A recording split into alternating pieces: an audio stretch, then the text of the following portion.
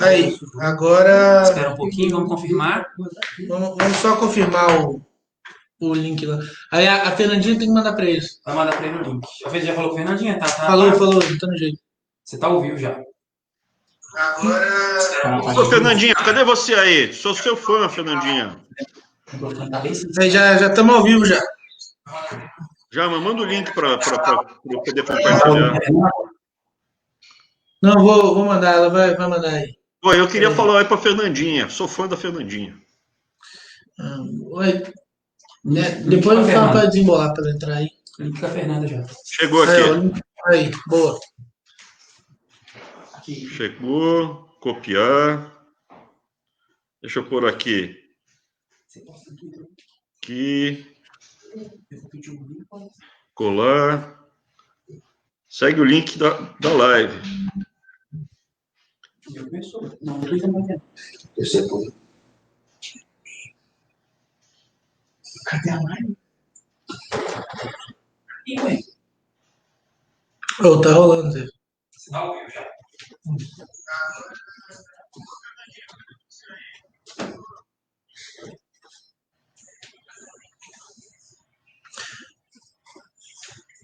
Segue o link da live que eu e o Bruno Engler estamos fazendo. Aí, excelente. Pessoal que já está acompanhando no Facebook, um alô aí para vocês. A gente está só terminando de divulgar. O Weintraub vai jogar o link lá no Twitter para a gente conseguir trazer mais gente. Mas isso aqui não é nenhuma falha de transmissão, não. Nós estamos ao vivo, podem ficar tranquilos. Aproveita para ir compartilhando a live, para que mais pessoas possam ter acesso a tudo que nós vamos falar aqui. Tudo bem, gente? Boa noite. Prazer estar com vocês aqui. Obrigado, Brunão. Obrigado mesmo pelo convite da live. Prazer te rever. Sou seu fã, gosto muito do trabalho. Importante ter gente jovem, mas séria, comprometida aí com o futuro. Assim, demarcando um território importante, né? Porque se a gente não mudar, as coisas vão ficar, sabe, uma geração depois de outra na mão das mesmas famílias. E a gente tem a obrigação de tentar melhorar. Então, parabéns aí pela coragem, parabéns pelo desafio. Eu não posso falar de política, não estou falando de política, estou falando em termos genéricos, mas sou muito Claro. teu fã, viu, cara? Então, parabéns aí. Continue o trabalho sério que você tem feito. Então, E obrigado. obrigado para todo mundo aí que está escutando.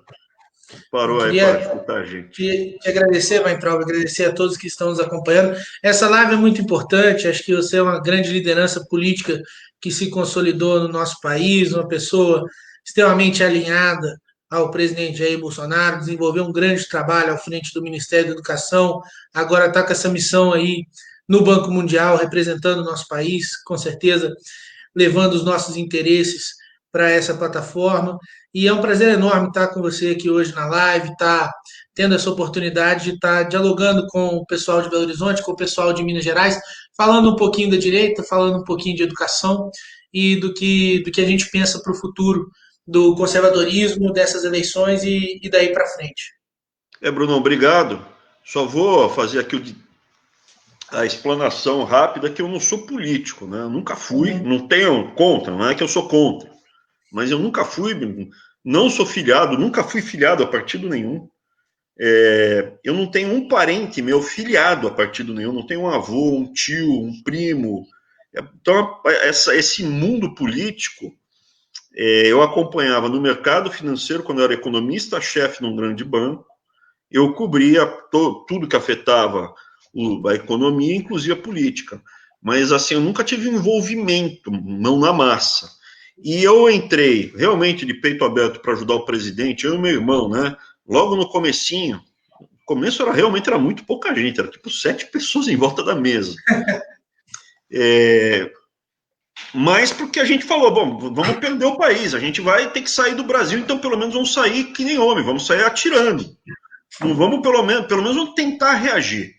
E no final deu muito certo, o presidente acabou sendo eleito, e eu fui convidado para ser ministro. Até então eu era um técnico, até pelo meu nome parece uma estação de rádio, não que o seu também é complicado, mas o meu é mais, né? O meu tem mais consoante que vogal. Então é aquela coisa, eu falei, pô, nunca vou ser político de nada, imagina, líder, não é porcaria nenhuma. E continuo não sendo filiado. As pessoas falam, vai sair candidato a prefeito de São Paulo? Não dá, não sou nem filiado, a gente não tem estrutura, a gente não tem nada, é muita coragem, muito peito, e a gente não tem um partido. Essa que é a verdade. Então, eu gosto do Brasil, é o nosso país. O mundo inteiro está passando por um momento muito difícil. Isso é importante as pessoas entenderem. Alguns países já foram dominados. Os habitantes de alguns países, aqui no Banco Mundial, eu estou tendo contato com representantes de vários países, quase todos os países do mundo. Esse movimento que aconteceu esse ano é muito intenso, e nos países menores eles foram varridos. Tem país que chegou a uma grande potência internacional, que eu não vou citar o nome por razões óbvias, mas falou abertamente, não vai ter eleição. Porque eu não quero. Porque nós não queremos que se faça eleição. A interferência está muito grande, junto com esses movimentos totalitários, esse marxismo cultural, o lockdown, o fechamento. Então, assim, a gente tem que lutar pelo nosso país. Vocês não têm, as pessoas não têm dimensão do que é perder um país. Quando você perde o país, eu tenho dimensão porque eu escutei. Né? Por parte de mãe, é brasileiro desde sempre. Sou descendente de brasileiro que está no Brasil há mais de 500 anos, de índio. Mas por parte de pai, são europeus que fugiram, que perderam o país deles, passaram a guerra na Europa, e depois da guerra não tinha mais país. Eles perderam o país, saíram da Europa e vieram para o Brasil. As histórias que você escuta quando você perde o país são terríveis. A gente ainda vai escutar o que realmente aconteceu na Venezuela um dia, quando a Venezuela se libertar. O que acontece? Desculpa, Bruno, você que tem que falar aqui. Pode falar. Não, pode falar, o pessoal está aqui para te ouvir. As pessoas, nesse desespero, quando perde tudo, você vê famílias estruturadas sendo desmanchadas, as crianças se prostituindo por um pedaço de sabonete, um chocolate, pessoas morrendo. Então, assim, é uma desgraça. Esse ano, por exemplo, no mundo inteiro, quase todas as crianças perderam um ano escolar. Isso é um crime. Sim. Que está acontecendo. Crime. Isso é uma grande dificuldade, a gente vê que o socialismo, onde ele passa, ele é uma desgraça. Ele destrói a sociedade, destrói a vida das pessoas. E agora também, como você estava falando muito bem, a questão da pandemia, muitas economias quebradas, muitos países que estão vivendo um caos total. No Brasil, a gente conseguiu mais ou menos segurar a barra, mas são muitas empresas quebradas, muitos empregos perdidos. Aqui em Belo Horizonte são mais de 12 mil empresas quebradas, cerca de 100 mil empregos perdidos por causa desse fechamento irracional. O prefeito ele fechou a cidade por mais de 7 meses.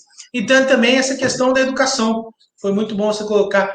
As pessoas querem a volta da educação, as escolas particulares, os pais, os alunos, os pais de alunos da rede municipal. A rede privada só pode funcionar à distância. O prefeito cassou o alvará das escolas para garantir que nenhuma escola privada vai voltar a funcionar. E na rede municipal simplesmente não tem aula, nem presencial, nem à distância. Um dos nossos compromissos para com o eleitor é garantir a volta das aulas em Belo Horizonte. A gente quer implementar um sistema misto, presencial e à distância, presencial para quem quiser e tem esse direito de ter a aula presencial, e também a aula à distância para aqueles pais ou alunos que ainda não se sentirem seguros de voltar, seja por qual motivo. O que não pode é a rede municipal completamente parada, a rede privada impedida de funcionar, as pessoas completamente insatisfeitas, o Brasil inteiro elaborando protocolo para a volta, e o prefeito aqui diz que não tem previsão, que não consegue garantir segurança. Eu acho que é uma perda muito grande para os alunos da gente não ter esse ano escolar.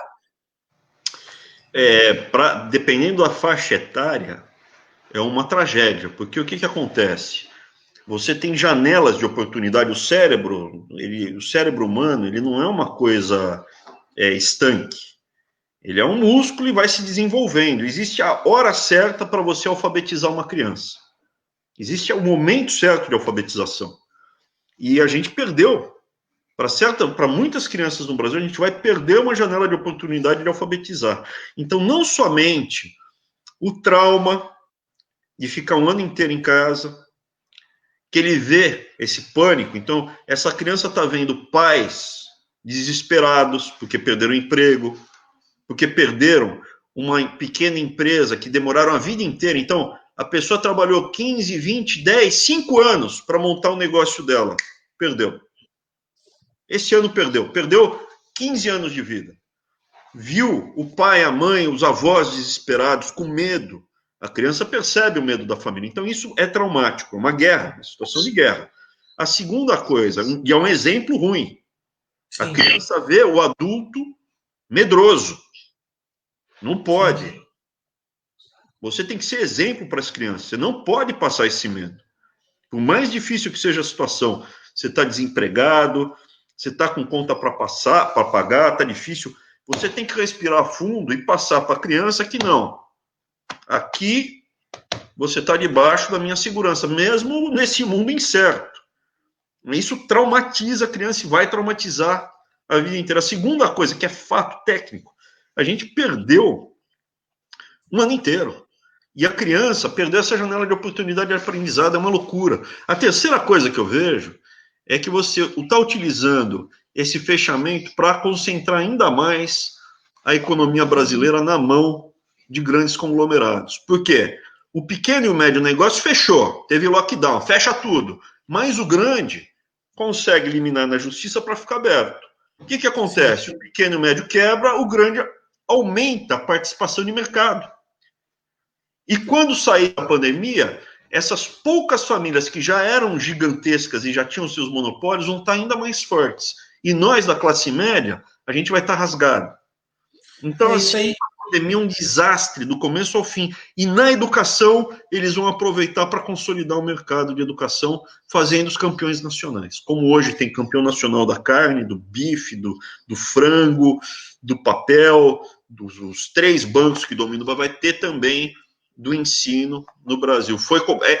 Esse ano é um ano que o mundo inteiro ocidental está sendo ameaçado de perder a liberdade.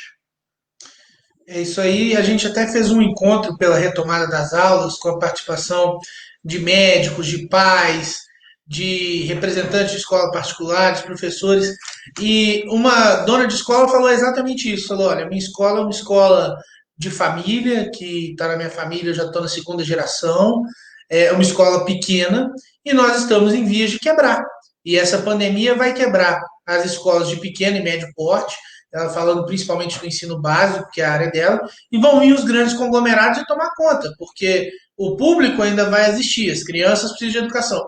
Estão quebrando essas escolas menores, que muitas vezes têm até uma atenção maior para com os alunos, tem a participação direta daqueles que são donos e dedicam a vida inteira a isso, e esse espaço vai ser ocupado, como você falou, pelos grandes conglomerados, vai criar campeões nacionais da educação, isso é muito prejudicial.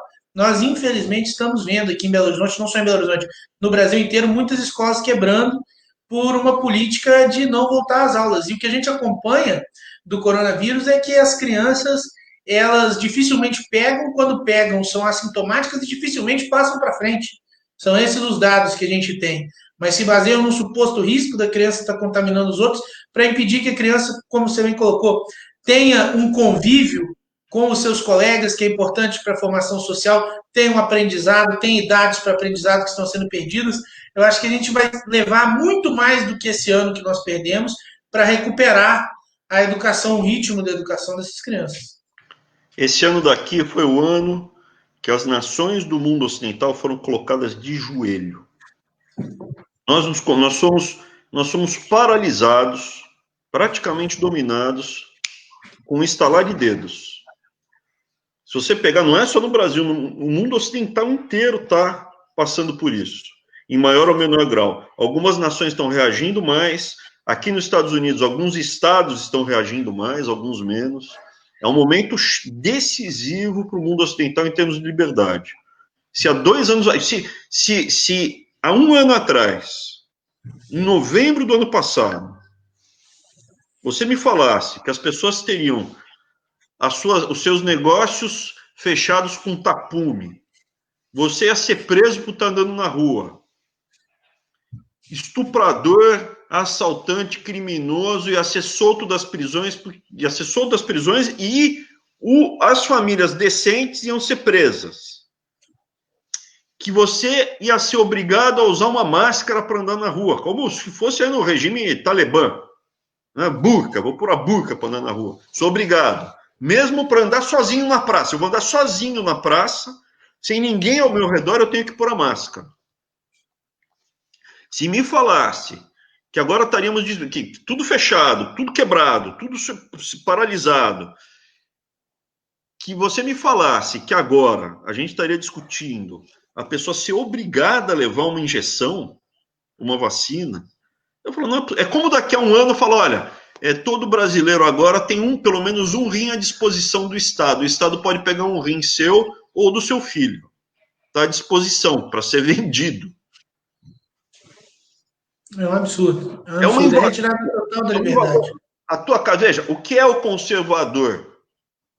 Ele é baseado em preservar o futuro para sua família. Isso é a base do movimento conservador. Eu quero conservar a liberdade e o futuro para os meus filhos e netos. Então, a minha base é o meu direito individual, a minha casa, o meu negócio, o meu ofício, isso é sagrado. Não pode pôr a pata imunda em cima da minha família, do meu corpo. Como você está falando que você vai encostar no meu corpo para me dar uma injeção na marra? Isso é loucura. Isso é loucura, loucura. A minha liberdade de expressão. Se falassem para um ano atrás que eu não poderia ter a liberdade de expressão, que hoje não tem mais. É inacreditável. É inacreditável. Então, o ocidental, ele foi muito sacudido no ano de 2020. Eu estou muito impressionado, assustado. Assustado só em termos, né? Que eu só tenho um corinho meio grosso, né? Mas, assim, eu olho para o cenário e aqui foi muito importante ter vindo para cá. Muito importante. Por quê? Porque eu estou conversando com as nações os representantes das nações que estão mais preparadas para enfrentar esse desafio. Esse não é um movimento que está acontecendo só no Brasil. É um movimento global, onde junta corrupção, junta os ideólogos, o pessoal do marxismo cultural, os corruptos, junta os monopolistas e tem essa potência internacional que está vindo com tudo. Compra quem quer, dá dinheiro, cala a boca, expulsa, fecha. Então, assim, é uma coisa muito preocupante que está acontecendo no mundo, no Brasil. Você vê outros países, que eu também não posso citar o nome, que eu sou o diretor do Banco Mundial, mas ao redor da América do Sul você vê movimentos que são muito preocupantes. Sim. Quando você queima uma igreja, quando você queima um local de orações, um lugar sagrado, é muito preocupante. É como queimar livro. Vou queimar livro. Queimar livro. Exatamente. Vamos queimar a igreja. Onde você tem isso? Queimar livro e queimar lugar de rezar. Na Alemanha nazista. Né? Queimavam as sinagogas, quebravam também igrejas, queimavam principalmente sinagogas, mas também igrejas. E queimava livro. A mesma coisa você está começando a ver em movimentos totalitários pelo mundo. Então, assim, eu tô assim, não estou assustado porque cada um tem a sua característica, mas eu estou muito alerta. E eu acho que as famílias não devem se descuidar, e eu não consigo ver outro caminho senão a gente se unir e estruturar um movimento conservador no Brasil que tenha a família como base. Por isso que é tão importante ter pessoas como você, Bruno. Um cara jovem, guerreiro, preparado para o embate, e sinalizar para o Brasil, ó, existem alternativas aqui, ó. Tem um caminho que antes ninguém nunca tinha trilhado. Estou falando demais, Brunão. Fala um pouquinho também. Não. Mas tem falado muito bem. De fato, a gente tem observado esses movimentos totalitários, a gente viu a esquerda queimando igreja e não vê nenhuma condenação. E a gente vê manifestação democrática, queimar a igreja, atacar a fé dos outros na cabeça desses extremistas, isso é reverberado dentro da esquerda brasileira. É muito importante a questão que foi falada da vacina. É engraçadíssimo, nós temos um remédio, a cloroquina, que existe desde a década de 50, que era vendido sem tarja no nosso país, que nós sabíamos os efeitos colaterais e que onde foi implementado o protocolo precoce com hidroxicloroquina, azitromicina e zinco, resultou em menos internações e menos mortes. Ah, mas não tem comprovação científica. Não tem comprovação científica, mas tem dado resultado. Tem comprovação científica, sim. Tem um estudo tem estudo feito, tem estudo já é working paper.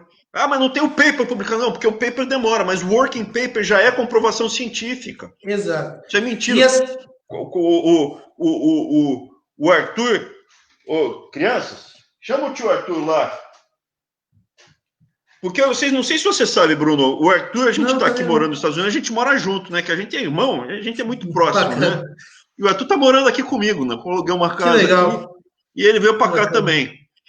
O Arthur, para quem não sabe, era o assessor do presidente, eu era ministro, o Arthur era assessor, mas a gente lá atrás começou a dar apoio para o presidente, lá atrás, logo no comecinho, quando a mesa tinha lá o Bolsonaro, os 3 filhos mais velhos, eu, Arthur, Onyx Lorenzoni, e acabou. Tinha mais uns assessores, então ele não tinha mais. Você tá vindo? E aí o que aconteceu? A gente estava preocupado, né, que teve a crise toda, e o Mandetta fala, não, tem que fechar, não é possível, tem que ter alguma solução. Nós não somos médicos, mas o Arthur tem pós-doutorado. Vem aqui, Arthur. Fala oi pro Brunão aqui. E aí, Bruno? E aí, Arthur, tudo bom? Beleza, e você? Tudo tranquilo, graças a Deus. Arthur, qual é o estudo que tem lá, que já tem, que é o working paper, já que já prova que a hidroxicloroquina funciona? Porque, não tem comprovação científica, tem sim. O doutor Luciano Azevedo postou no Twitter aí 150 estudos. Ele falou, a chance de que isso seja randômico ou que seja coincidência é de 1 em 27 milhões. Então, a quantidade de estudo já dá uma... Já é super robusto. Mas quando a gente começou, qual foi dos primeiros lá? Unimed? Não foi? Qual foi o dos primeiros que saiu dos velhos lá? Sênior. Teve o Prevent Sênior, foi o primeiro. Prevent Sênior, depois foi a Unimed do Pará. Depois teve no sul da Bahia. Só com da Prevent Sênior, já é comprovação científica. Porque o que acontece? Aí, a gente é simplesão assim, tal, não sei o que, tal, mas esse cara daqui tem graduação, mestrado, doutorado na USP, na área jurídica, mas o pós-doutorado dele é na Universidade Federal de São Paulo, na área de medicina em neurologia. Então, o que acontece? Ele não é médico, mas ele tem a bagagem, ele é um dos maiores pesquisadores do Brasil. Ele sabe como é o processo de pesquisa científica. A quantidade de paper que esses caras... Ele deve ser um dos maiores pesquisadores do Brasil. Então, o que acontece? Obrigado, Arthur. Valeu. Então, o que acontece? Obrigado, Arthur. Um abraço. Quando começou, a gente começou a analisar os working papers que estavam saindo. O primeiro que a gente viu foi lá da França. Aí eu falei, Arthur, tem aqui um working paper falando da hidroxicloroquina. Aí o Arthur saiu, foi isso que você falou mesmo. Não precisava de tarde, não precisava de nada. Ele saiu lá do apartamento que a gente... Ele estava em outro, Na época o apartamento era pequeno, né, que a gente estava. Ele saiu, foi até a farmácia e comprou a hidroxicloroquina como compra Tilenol. Dá aqui uma caixinha. Ele comprou as caixinhas de hidroxicloroquina e aí o que ele fez? Leu o working paper e testou. Ele tomou para ver se fazia mal ou não, qual era o efeito colateral. Ele testou para levar para o presidente e falou, presidente, tá aqui, já tem um paper, tem uma solução, tá aqui hidroxicloroquina, tá apresentando resultados muito bons, já dá para falar que funciona. Aí saiu o Prevent Sênior, você foi saindo os outros estudos. Então, isso que não tem comprovação científica é mentira.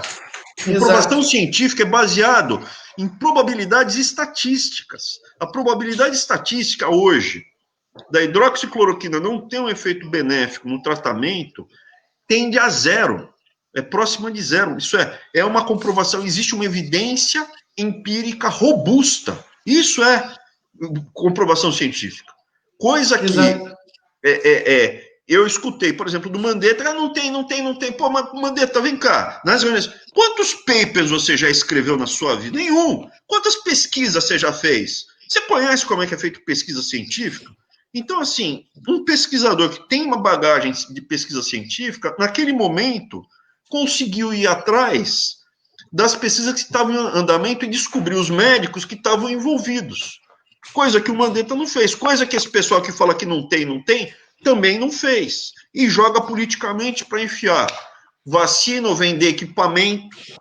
Eu estava lá no MEC, quando chegaram as listas para comprar respirador, eu falei, esse preço daqui é sacanagem, é um estupro. É um estupro.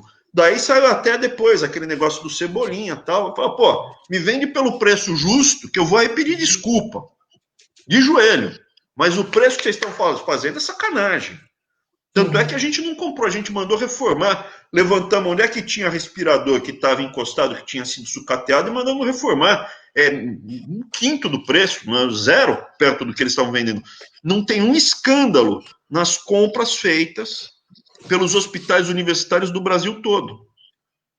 E eu falo para qualquer um desses governadores aí que canta de galo, falo, me traz aí a lista do equipamento que você compra, vamos ver qual é melhor, qual é mais barato.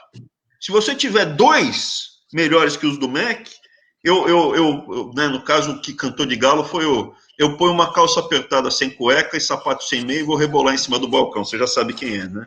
Sei bem quem é. Mas voltando. Então, o que acontece? O Arthur passou, o presidente viu, o presidente leu todo o material, leu todo o equipamento. O presidente é crânio, ele estuda, ele vê, e começou a defender a hidroxicloroquina. Então, assim, isso que eles falam que não tem comprovação científica é lero-lero, é papo furado, funciona assim. Exatamente. E a gente tem visto os resultados, é um remédio que existe, que a gente conhece os efeitos colaterais, e aí quando a gente fala de implementar o protocolo, dizem que a gente é maluco. Eu já falei, sendo eleito prefeito, nós vamos instituir o protocolo precoce da hidroxicloroquina para quem quiser. Quem quiser esse tratamento que funciona eficiente tem que ter esse direito para melhor batalhar e vencer a doença. Ah, esquerdista não quer? Toma tubaína, faz outra coisa, mas a gente tem que dar essa opção para as pessoas. Aí, esse tratamento que funciona de um remédio conhecido é loucura, é uma irresponsabilidade. Essa vacina que vem sem nenhuma comprovação, que espera-se que funciona, mas que não tem garantia, por que nós vamos ser cobaia do mundo? A China está desenvolvendo, o que a população de lá não tomou ainda? Deixa eu até te falar, uma coisa até básica. Para você estancar a epidemia, você precisa ter mais ou menos 70% da população imune.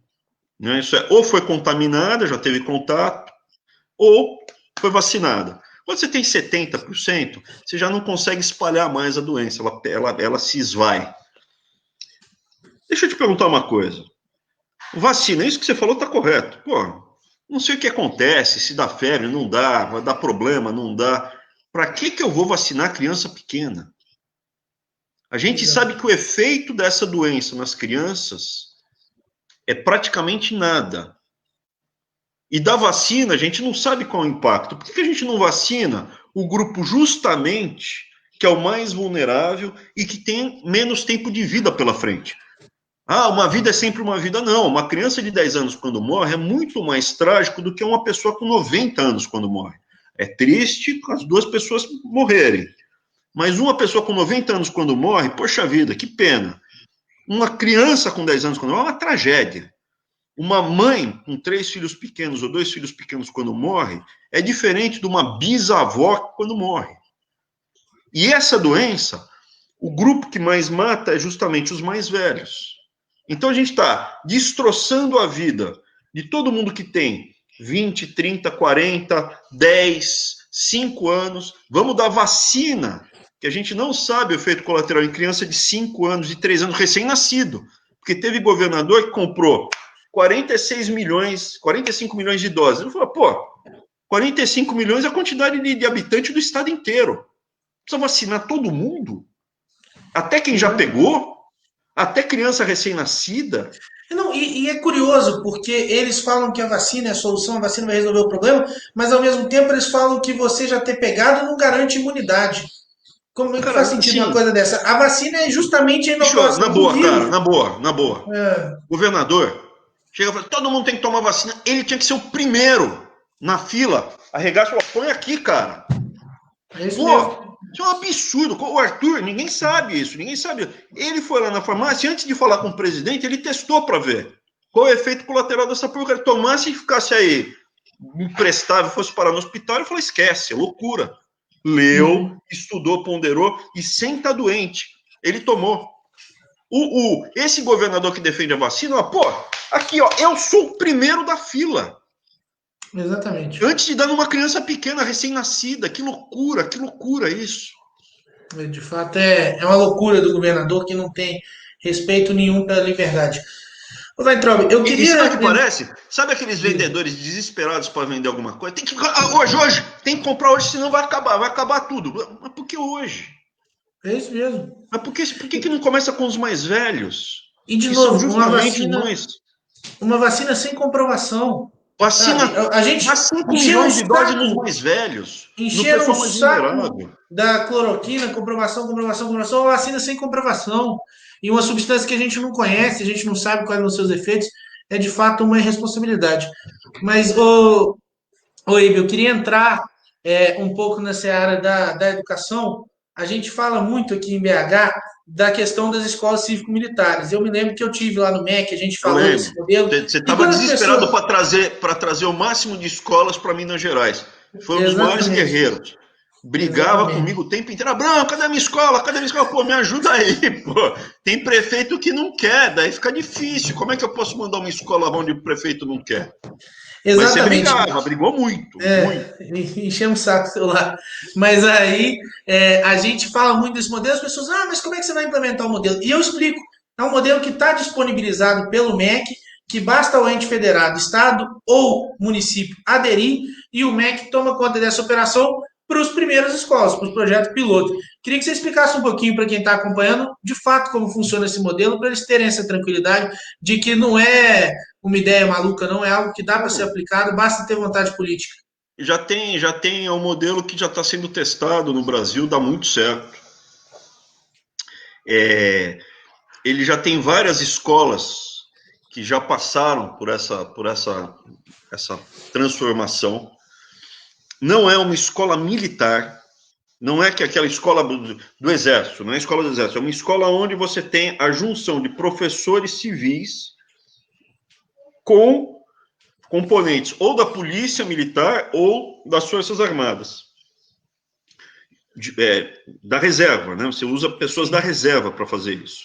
Então, eles trazem justamente os professores civis, dão aula, tá normal, e aí você integra com a parte hasteamento da bandeira, sentimento de nacionalismo, educação, disciplina, respeito, segurança. O militar pode dar aula também de algumas coisas, se ele tiver preparo para isso, né, tiver tido formação para isso, mas é uma junção das duas coisas. E isso o modelo já está bem avançado. Tem várias escolas espalhadas no Brasil, públicas e até escolas privadas. Tem bastante escola privada que vai e contrata, geralmente PMs, né, para você implementar o sistema. O que a gente fez no MEC foi criar, a metodologia, porque o objetivo é espalhar o modelo pelo Brasil todo. Para espalhar o modelo para o Brasil todo, não dá para ser com Forças Armadas, tem que ser com Polícia Militar. Exato. Por quê? Porque para eu fazer uma escola cívico-militar, eu preciso ter militar morando na cidade. E tem pouca cidade que eu tenho 40 pessoas das Forças Armadas na reserva morando, por incrível que pareça. A gente fez o levantamento do Brasil inteiro. E você não tem, por exemplo, em cidade aí perto de BH, você não tem. BH você tem, mas perto de BH, cidade que você fala assim, não é possível. Não tem. Em Ouro Preto não dá para fazer uma. Caramba. Não tem oficial das Forças Armadas na reserva morando em Ouro Preto. Eu acho que em Uberaba e Uberlândia dá, mas não, eu não sei em qual das duas que não dava, se era em Uberaba ou em Uberlândia. Uma das duas não dava, porque tem que ser oficial das Forças Armadas. Então eu preciso do apoio do governador para ele me fornecer PM. Mas o objetivo principal era montar uma estrutura e um desenho testado para ser expandido pelo Brasil inteiro. Então, no modelo básico, a gente já tinha todo o material didático, toda a parte, né? Os protocolos, toda a sequência, tudo estruturadinho, como seria, uniforme, chega, o professor também tem que chegar alinhado, né? O professor também tem que chegar bem vestidinho, bem arrumadinho, não pode chegar lá com a camisa do Che Guevara, né?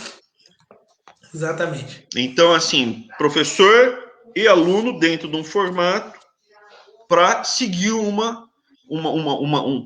procedimento já testado.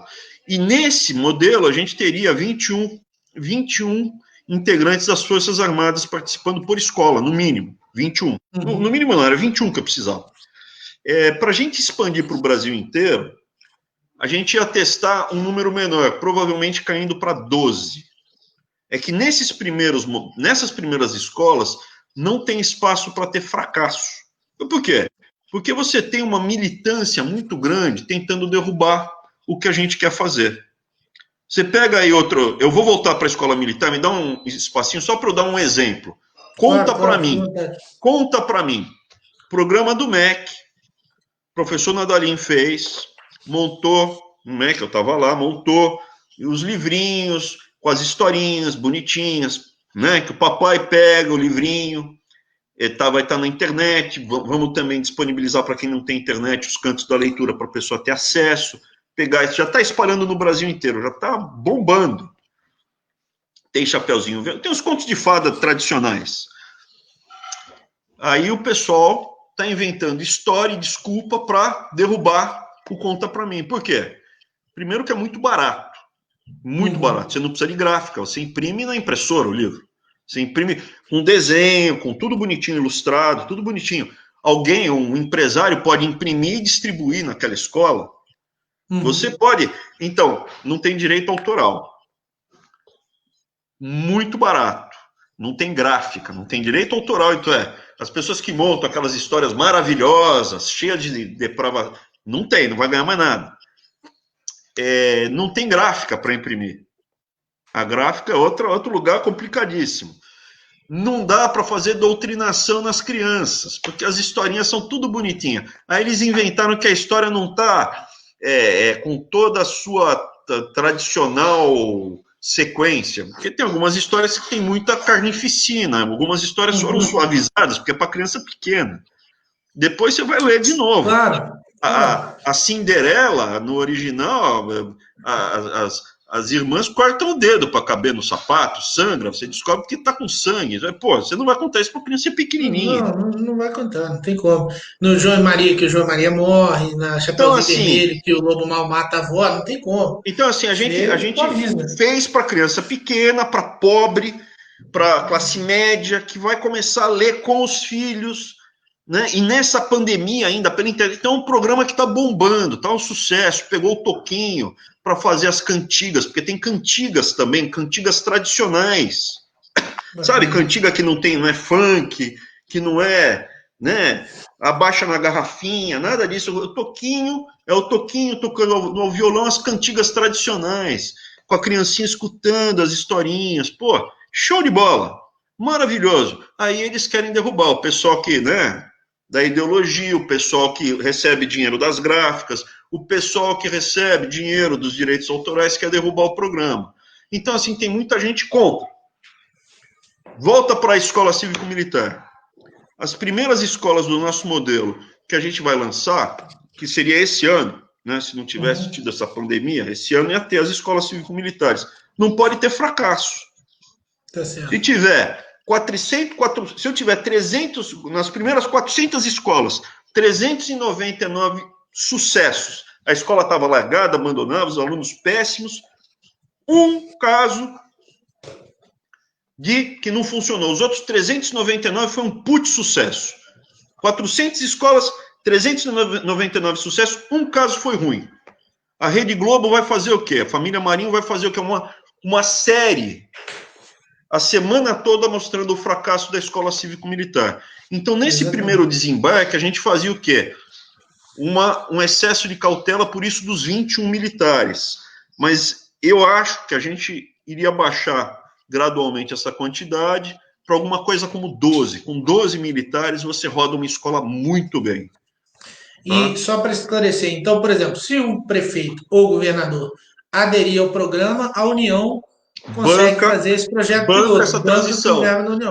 Banca R$2 milhões para fazer a transição de uma escola normal para uma escola cívico-militar. Mas um governador, tem governador que está fazendo aí, vai fazer um monte de escola cívico-militar sem estar no programa. Porque a gente tem limite para fazer. Ele vai fazer um monte. Claro. Tem um governador que vai fazer um monte. Por que não, pô? Faz aí 1000 escolas cívico-militares. É o que eu tenho falado.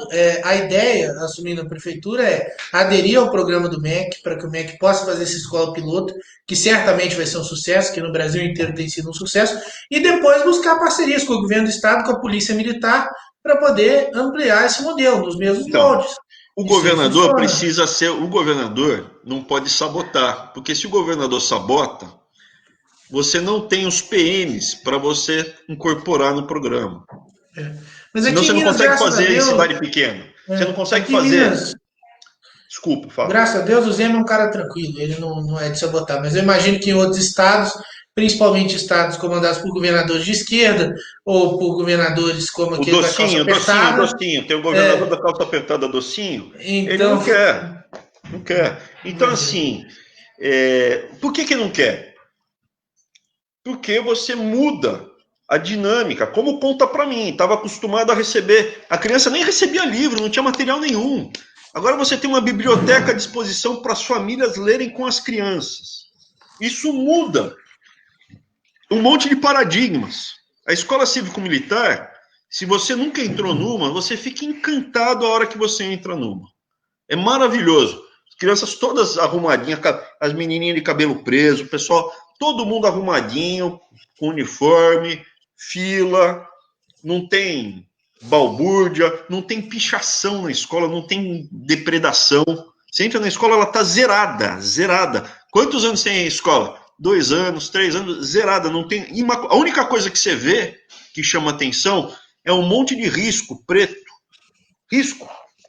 no chão e no rodapé. Por quê? Por que está com tanto risco? Tudo riscado. Porque as crianças são obrigadas a chegar com um sapatinho engraxado. E aí suja, porque criança brinca. Não é que a escola... não é que você botou os caras no corpo, a criança não brinca, fica lá de pé, gritando. Não, a criança brinca, a criança interage, tem camaradagem, só que está dentro de certos limites que precisam ser resgatados, infelizmente, ou pela PM ou pelas Forças Armadas, porque a nossa sociedade foi esgarçada pelo marxismo cultural. Infelizmente, a nossa sociedade, hoje, não só no Brasil, no mundo, o feio virou bonito, o errado virou certo. Exatamente. E aí você, quando resgata lá no fundo a disciplina militar, ela dá uma estancada. Mas é criança, brinca, você não vê violência, é muito, muito, muito bacana o modelo. Uma camaradagem muito forte. Outra coisa que a gente aborda aqui sempre, é um tema da nossa campanha, inclusive do meu mandato, é a questão do Programa Nacional de Alfabetização. Eu sou autor hoje do projeto de lei para que Minas Gerais venha aderir ao programa, infelizmente o PL ainda não foi aprovado, e fiz o compromisso, caso eleito prefeito, de Belo Horizonte aderir ao Programa Nacional de Alfabetização. Você pode falar um pouquinho para quem nos acompanha sobre o Programa Nacional de Alfabetização desenvolvido pelo Caso Andalim lá no MEC? Lógico que eu posso. Então, o que acontece? Você, até hoje, o Brasil vivia de muitas mentiras, né? Falta recursos para o Brasil ter bom desempenho na educação. Não. Como assim não? Não. Se você pegar, a gente gasta mais do que todos os vizinhos aqui da América do Sul, em dólar. A gente gasta mais. É mais caro por aluno. E a gente tem o pior desempenho da América do Sul. Por quê? Porque o nosso método é uma droga. A forma como a gente utiliza os recursos e o dinheiro público, não por culpa dos professores, mas a metodologia e o material didático são errados, são ruins. A forma de ensinar a criança não é boa. Que a gente resume, é uma imagem, né? Não é só por causa do Paulo Freire, mas é a patota dele fez um método que não funciona, que nenhum outro país do mundo segue. E a gente sugeriu, falou, pode seguir, porque, veja, a gente quer dar liberdade, cada um escolhe, a única coisa que o MEC pede, isso é que o Ministério da Educação pede, é que seja utilizado um método que tenha comprovação científica, algum estudo que mostre, olha, funciona. Onde tem algum paper ou working paper dizendo que esse método apresenta resultados bons. Porque quando você pede isso, óbvio, vai caminhar para o método fonético, que é o babebi babu, que é a cartilhinha tradicional, que foi desconstruída por esse pessoal nos últimos 20, 30 anos. Por isso que hoje no Brasil, metade das crianças na terceira série, 50% das crianças na terceira série, faz a pré-escolinha, faz o primeiro ano, o segundo ano, terceiro ano, faz o exame, não consegue ler. Olha, eu gosto de jogar bola. O que está escrito aqui? Não consegue. Metade. 4 vezes 5 menos 2. Não consegue. Não. E se você não mudar o método, ou, né, o método é muito ruim, o método que é ruim, porque a alternativa seria dizer que o brasileiro é pior do que o uruguaio, é pior do que o colombiano, é pior do que o peruano. E aquela lógica idiota, né, de achar que você consegue resolver um método falho com mais dinheiro. Ah, tem que investir mais, tem que investir mais. Não, tem que ter um método melhor. É aquele negócio, se a biela do seu motor está estourada, você pode encher o tanque de gasolina que o carro não vai andar. Então não adianta você aumentar investimento numa coisa que não funciona. Você tem que fazer um método que tenha eficiência. Não adianta colocar gasolina premium no Fiat 147, né, pô? Não vai álcool, não. Pô, é álcool, cara. Não adianta, meu. Fiat, você não é do seu tempo, Fiat 147. Já vi alguns. Oi? Já vi alguns. Mas é assim, isso é começo, meio e fim. Onde mais tinha que ser feito? A parte da expansão do ensino técnico, isso tá acontecendo. A expansão das bolsas para as áreas importantes, que é medicina, aumentou em 50%. Aumentamos o número de bolsas em medicina em 50%. Pessoal, quer fazer pesquisa em medicina? Quer fazer pesquisa em agronomia? Quer fazer pesquisa em engenharia? Quer fazer pesquisa? Então, é governo, nós pagamos imposto. Mas e sociologia de gênero? Então, daí você pode fazer, mas não com o nosso dinheiro. Vai fazer com, né, trabalha, dá aula particular, sei lá, vai fazer o Uber, sei lá, meu, se vira aí. Se vira nos 30 aí, pô. Então, não é que a gente proíbe, é que com o nosso dinheiro a gente escolhe outras prioridades por um governo eleito por uma maioria conservadora. Só que essa maioria conservadora ainda não tem um movimento conservador organizado. Por quê? Porque a gente acordou agora. A internet nos libertou. A verdade é que nós conquistamos o topo da pirâmide, que é a presidência da República, mas sem uma base estruturada para isso. A gente não tem um partido, tomou uma rasteira do PSL, eu fui para o PRTB, estou enfrentando muitas dificuldades no PRTB, a gente tem essa esperança do Aliança pelo Brasil, mas ele não está pronto. Eu aqui no Banco Mundial não posso entrar em tantos detalhes políticos, né, Bruno? Mas você pode. Mas eu aqui, eu me restringo, eu falo, ó, em linhas gerais, a gente aqui, como brasileiro, tem valores conservadores e eu não vejo um movimento conservador estruturado no Brasil. Eu vou dar um exemplo que aconteceu agora. Tem um adulto grandão que foi pego aí nas redes sociais e se vangloriando que estava namorando com uma menina de 12 anos. Isso é estupro e vulnerável. Porque estupro não é só introduzir o pênis dentro da vagina. A lei prevê coisas assim, olha, não pode encoxar, não pode beijar, não pode estar lá. Né? Uhum. E o Arthur manifestou exatamente isso. Olha, a lei diz tal, tal, tal e tal e tal. O que aconteceu de surpresa? Um monte de gente do movimento LGBT saiu falando, pô, eu concordo com o Abraão, pô, eu concordo com o Arthur, eu concordo, estamos concordando com os Weintraub, esse ano está muito diferente. Não é isso. O conservador, ele defende o quê? Os direitos individuais, para todo mundo. O único movimento que defende, veja, o socialismo, né, se você pegar países como Cuba, durante a União Soviética, países totalitários, eles matam homossexuais. Exato. O país conservador, ele não mata. Os países ocidentais conservadores são os países que defendem os direitos individuais. É óbvio que eu vou defender o direito de um adulto ter o relacionamento homossexual dele, é óbvio que eu vou defender. Ele não pode ser atacado, vilipendiado. O que não pode é com criança pequena. Por quê? Porque a criança pequena não tem livre-arbítrio. Se ela tiver livre-arbítrio, então é isso. E aquele negócio, a gente não tem nada contra os adultos da comunidade LGBT, pelo contrário, tem que ter a sua liberdade, que não tiveram nas ditaduras de esquerda, mas a gente não pode aceitar ideologia de gênero em escola, kit gay em escola, conteúdo inapropriado para criança.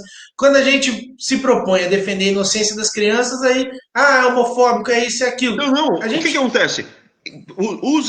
Veja, a gente já tem um monte de conservadores que são homossexuais. Já tem. Não vou citar nome aqui porque não tem. Eu dou um exemplo. O melhor deputado estadual do Brasil, o Douglas Garcia, é homossexual e ninguém lembra disso.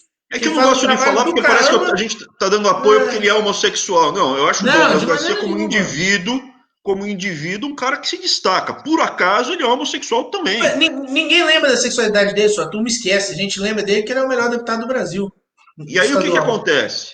Tem um monte de gente, só que o pessoal do movimento LGBT acha que, a gente não iria defender. Lógico que vai defender. Por quê? Porque a lei é para todos. Nós somos legalistas. Tem que defender quem é vulnerável, quem pode ser detonado por um grupo ou uma pessoa mais forte. É óbvio que a gente vai defender o indivíduo, é óbvio que a gente vai defender a classe média, é óbvio que a gente vai defender a família. É óbvio que o homossexual vai ter os direitos dele defendidos. Aí eles ficaram surpresos. Eu estou concordando com o Abraão, eu estou concordando com o Arthur, eu estou concordando com o Weintraub. Não é. Eles foram massacrados por uma mídia com mentiras. E aí, quando eles se deparam no dia a dia, na prática, o cara fala, eu prefiro esse caminho. É óbvio, é óbvio. Evidente. Então, assim, voltando, o que eu vejo, Brunão, a gente tem aqui várias coisas que passam pelo MEC, desde a reformulação da prioridade no ensino superior, a expansão do ensino técnico, que já teve, né? Mesmo nessa pandemia, a gente teve a expansão do ensino à distância muito grande, muito grande. Ensino técnico teve uma expansão substancial, se eu não me engano, foram 400 mil vagas a mais. Liberamos dinheiro para o ensino integral, etc. E aí, entrando na prefeitura, né, que é o que BH poderia fazer com isso, né, além das escolas, o que a decisão no dia a dia? A pessoa vive na prefeitura, a pessoa está e essa pandemia mostrou bem. Se tivesse prefeito raçudo, peitudo, ele liberava e, não estava tendo essa quebradeira, essa desgraça toda. Exato. Prefeito ali, ponta firme, falou, reabre a escola. Mas e o velho? Tudo bem, professor velho não precisa dar aula, a gente põe, contrata novo, porque o cara que tem 20, 30 anos, ele dificilmente tem uma consequência, mas estatisticamente é próxima de zero a complicação com pessoa de menos de 30 anos, é próximo de zero. E com o tratamento precoce é zero para todo mundo. E os estudos indicam que as crianças não apresentam sintomas e dificilmente transmitem o vírus. Então, esse negócio, porque a criança vai na escolinha, vai pegar o vírus, vai abraçar a vovó, e isso vai dar problema. As crianças dificilmente elas transmitem o vírus. Então, o que a gente precisa saber, que a gente vive no país, e o que nos preservou muito é ter eleito o presidente Bolsonaro, que segura todo esse mecanismo, que continua empurrando o Brasil para o buraco. Mas é importante ter prefeito e governador alinhado. Porque no dia a dia a PM depende. Vamos fazer escola cívico-militar, o governador vetou, não quis, não deixou. Estado de São Paulo, zero. Zero, não aderiu. Muito complicado. Então, um pouco isso, Bruno, a importância da pessoa ter a percepção que ela precisa se envolver na política, ela precisa participar, ela precisa defender os valores, porque senão vão tocar a campanha dele. Como a gente não estava mobilizado, como a gente não se organizou, hoje a gente tem o quê? Esse lockdown, você teve os seus negócios fechados, tem que usar uma máscara que tecnicamente, cientificamente, não faz sentido usar em espaço aberto. Não faz sentido. Pelo contrário, é prejudicial, né? Porque tem como você respira, né? Diminui, aumenta o dióxido de carbono, então, assim, não faz o menor sentido. Você precisava ter governador e prefeito alinhado, para a gente ter segurado isso, precisava ter senador. Então, as pessoas têm que participar no dia a dia, tem que ser ativas, seja no Twitter, seja nas rodas sociais, seja no clube, na igreja. A pessoa precisa estar ativa politicamente, se mobilizar no debate de ideias, para convencer o outro que o caminho é resgatar valores conservadores no Brasil. Exato. A gente tem visto muito isso até na nossa... Digo. Senão o caminho é esse, a gente está vendo nos outros países, o caminho é escravidão, é servidão, vão queimar as igrejas, vão queimar os templos religiosos, vão queimar a sinagoga, vão queimar as coisas. O caminho é sombrio. O mundo está vivendo num momento sombrio. A gente tem visto muito isso, até na nossa campanha, a gente não tem R$1 de dinheiro público, não temos tempos de televisão, não temos uma grande estrutura, mas graças a Deus muitas pessoas falam, não, a gente quer essa mudança para Belo Horizonte, queremos um prefeito à direita, alinhado ao presidente Jair Bolsonaro, e essas pessoas tomam a iniciativa de compartilhar o nosso conteúdo, de levar para frente as nossas propostas. Na popularidade digital, eu estou sempre em primeiro ou em segundo, de vez em quando eu perco o prefeito, que tem mais de 1 milhão de seguidores, mas volta e meia a gente está em primeiro na popularidade digital, porque as pessoas compartilham, as pessoas falam, olha, é nisso que eu acredito, conheçam esse candidato, porque eu acredito que vocês podem se identificar com ele também. As pessoas vão no comitê, pegam o material, pegam o adesivo, pegam o citru, são de fato o motor propulsor da nossa campanha. Se a gente não tivesse esses conservadores aguerridos, que estão com aquela sede de mudança que a gente conseguiu saciar um pouquinho na eleição de 2018, mas que agora volta em 2020, essa campanha já não existiria mais. Está tudo montado contra nós. É um sistema político partidário podre, meu partido me causando problema, é não ter tempo de televisão, é não ter dinheiro, mas graças a Deus, a direita ela acordou. Ela ainda não é organizada, ela ainda não tem a estrutura que a esquerda tem, mas ela se dispôs a ser ouvida, a não mais ficar calada, a não mais dizer, olha, vamos ver, vamos ficar aqui no canto, não ter mais essa vergonha. A direita deu a cara para bater, está se movimentando, e é isso que faz com que nós tenhamos uma campanha que incomoda a grupos poderosos, ao atual prefeito, a outras campanhas que têm muitos partidos, muito dinheiro, uma campanha que está ali brigando pelas cabeças de estar segundo, terceiro nas pesquisas em Belo Horizonte, por causa dessa militância que acordou e falou, não, eu quero ser ouvido, eu quero ter espaço. E isso não é só aqui em Belo Horizonte, acho que no Brasil inteiro a gente tem observado essa mudança. Infelizmente, algumas cidades importantes não têm... Peço perdão aqui, desculpa, viu? Tranquilo. Peço perdão.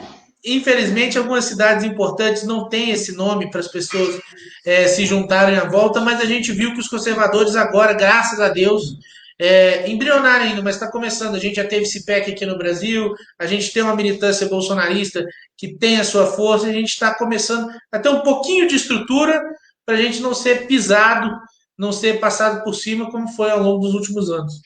Isso que você falou é muito importante. Isso daí que você falou foi escrito, mais ou menos, não dessa forma, mas foi descrito por Aristóteles há quase 2.500 anos. Cidade onde você tem democracia, cidade onde as pessoas são livres, é onde você tem muita classe média, basta lutar pela liberdade, que era a Revolução Hoplita, né? O que acontece?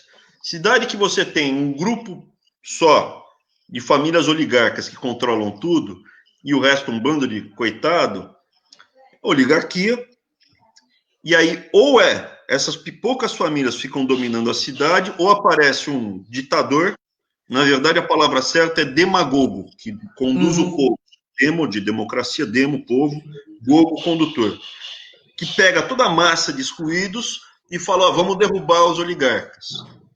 Onde você tem prosperidade, democracia, liberdade, onde a classe média é grande e ela luta pela liberdade. E como é que a classe média luta pela liberdade? Nos oligarcas, eles compravam um monte de equipamento, cavalo e iam lutar individualmente. A classe média na Grécia, ela lutava junto, escudo.